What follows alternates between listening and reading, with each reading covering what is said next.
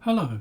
In this video I'd like to talk a little bit about quite a tricky subject, which is how to talk about people's work in the workshop, particularly to do with point of view, without upsetting them, and hopefully with giving them some accurate feedback that really says what you want to say.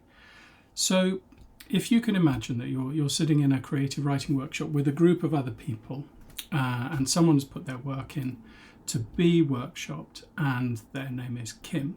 Now, you want to be able to say things about the work, about things within the work that are useful for Kim, but are not too personal.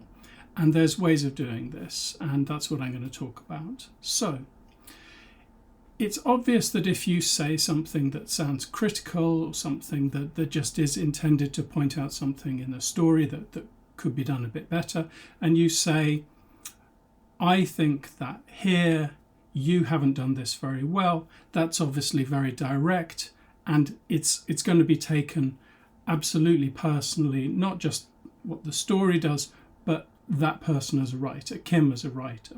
So as we go along, we're going to, in a way, move further and further away from the accusative you, the kind of pointing finger that's going to make people feel, very put upon, very, very picked on. I mean, think if it were coming at you and someone was saying, you're not writing very well here. That's exactly how it'll be heard. So it's not really good to you within the creative writing workshop. I tend to ban that. I'm saying to people, stop youing them if you can. Please, we're going to find another way to address what's going on the page. So similarly, if you say more generally, I think Kim here hasn't managed to do what she wanted to do. Again, that's using the person's name, that's directing the comment at them. It's also, as usually happens, talking about them as if they weren't there, but they are there. And also, you're talking about the work more than them. You're talking about the words on the page rather than Kim, who's present in the workshop. So again, it's best to avoid using those people's names when you're referring to the work. And similarly, she, he, they, that can sound a bit accusatory as well. I think that here what she wanted to do was liven things up a bit, or I think he was hoping to make the story more intense here by adding suspense, or I think they are attempting to write something that they maybe haven't been able to do before, and now they're trying. Though all of those things are, again, referring to the person in the room a bit too much, and if you can imagine being discussed in that way yourself, it's probably something that you would feel uncomfortable with. So how do we take a step back from that? Well, first of all, we can talk about the story. We can say, the story here does this, the story is trying to do this, but that's not really specific enough. It's better if we get our language a bit clearer and we start talking about things like the narrator and the narrative voice. So more likely than the narrator if it's a first-person narrator, the narrative voice maybe if it's a third-person omniscient narrator who never steps forwards and we don't really see who they are. What's the advantage of saying the narrator instead of Kim, or he or she or it? Well, if you say the narrator, it's very clear that you mean that voice that's speaking to the reader on the page. And those are the words that are getting to any reader. They are the narrator's words. There's no doubt about that. Narrative voice. The narrative voice at this point, you could say the narrative voice at this point seems to not be consistent with the narrative voice earlier on in the story. And that in as well is going to be very, very specific about these sentences in this place. A story can have more than one narrator, it can have multiple narrative voices, and so you can specify by saying the narrative voice on page 17, or the narrator of this section. The narrator may have a name, and so you could say the narrator here, Carla, the narrator is I would say, saying something that they don't know. How does Carla know it at this point? And obviously Kim, sitting there in the workshop, isn't going to be personally offended about that. It's more a technical discussion and is clearly framed to be helpful in that kind of way. Now, if we are less accurate than the narrator, we could get into some slightly closer territory, which is referring to the writer, or, and this often happens ironically, the author. Now, this can be useful, but if you say in this story, the writer here is using a word that character wouldn't use, then that again is referring slightly more to the person in the room than the words on the page. So the writer can be useful if you want to say, I've read stuff by this writer before, and in this story it seems they are trying to do something that they haven't done before. That's okay. That may seem artificial, but after you've been doing it for a few weeks, referring to the writer distances things slightly, and it allows you to make the important distinction between the writer and the narrator.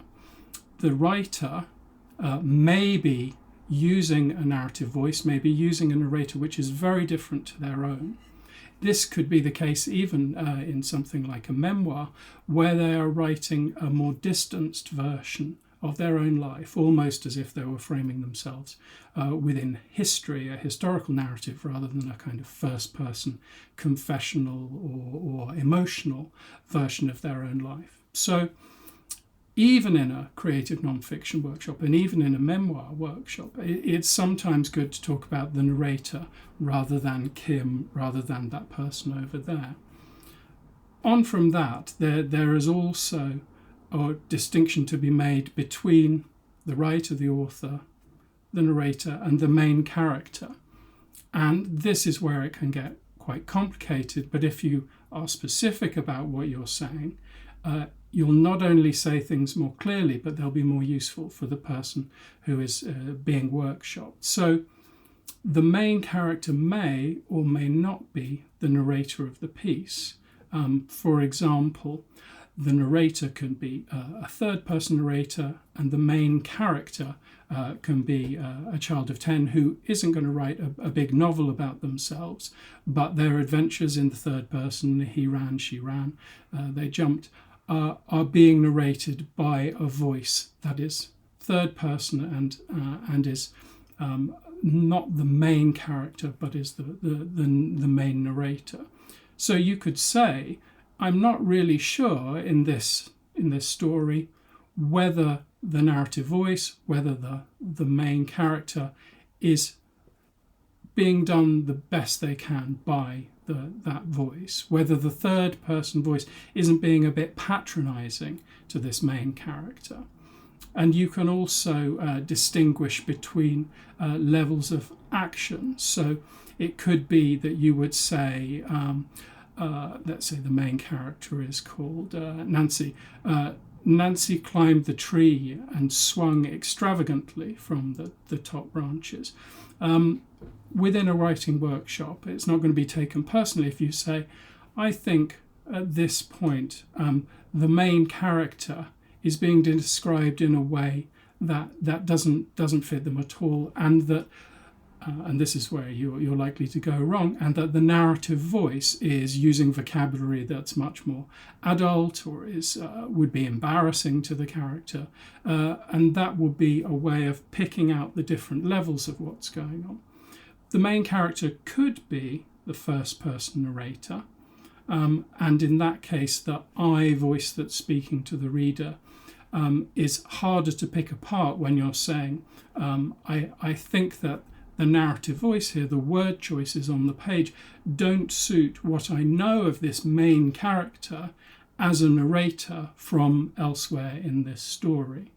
Now, all of that might sound as if it's quite complicated, but the key thing to do is not to talk at the person in the room or about the person in the room in a way that they're going to feel is accusatory. It's best to talk about the work the words on the page, and you can do that by referring to the particular bits of the narrative voice that are on the page. So you can talk about the first person narrator here and the narrative tone, and you can say that the first person narrator here has a narrative tone that really works really beautifully with the overall consistency of this novel, of this short story, and that I really believed in it. And Kim will go away feeling fantastic about the comments that they've received. Now, most importantly of all, I would say, a workshop is a place where there's a kind of karma, and what happens that you give out tends to be what you get back. So if you think this advice is a bit precious and that you're going to go around and you're going to tell people what you bloody well think of them, I'm going to tell you that you haven't done this very well. That will tend to come back to you. That will come back usually in the way that you've dealt it out. You. That will come back to Kim in the way that she's dealt it out. So I would say that the useful things that you can think about in terms of workshopping is, how would you like your work to be discussed when you're present within the workshop, and to behave in a way that is courteous and helpful to others, but also is really accurate in the terms you use to unpick the technical things that are going on the page in terms of voice, in terms of speaker, in terms of the kind of language they use, and in terms of the kind of effect that the writer, the author, is hoping to achieve within that particular section of that particular story or novel or whatever. So I hope that's useful. Please like, subscribe and follow, and I look forward to seeing you next time.